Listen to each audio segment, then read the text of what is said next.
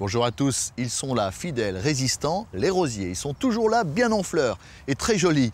Lorsqu'ils sont dans une haie comme ici, c'est un vrai spectacle. Lorsque les cynorrhodons s'en mêlent, c'est un spectacle encore plus beau. Et puis il y a les rosiers dans nos jardins, qui eux aussi sont en fleurs, ils le seront jusqu'au gelée.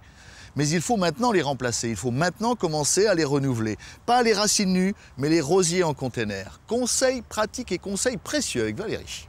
Alors, conseil d'autant plus précieux que les rosiers sont proposés sous différents conditionnements. Alors, tout d'abord, le conteneur, c'est-à-dire le pot en plastique. Donc, vous en avez de différentes tailles et différentes formes. Là, ce qui est très important, c'est de penser à bien hydrater la plante avant de la mettre en place. Donc, 15-20 minutes dans un seau d'eau afin de bien gorger la terre et faire en sorte que la plante soit donc bien hydratée.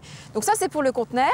Maintenant, il existe d'autres conditionnements, notamment le prêt à planter, donc c'est un petit rosier qui est vendu dans un sachet plastique.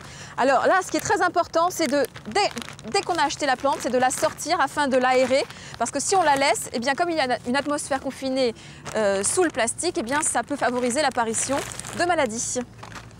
J'ai deux petits rosiers, ma chère Valérie. Que fait-on de ces rosiers? Alors là, il ne faut pas se tromper, ce sont des petits rosiers d'intérieur que l'on place donc sur une table dans la maison. Alors, autre enseignement, une fois qu'on a planté le rosier, il est très important de raccourcir les tiges.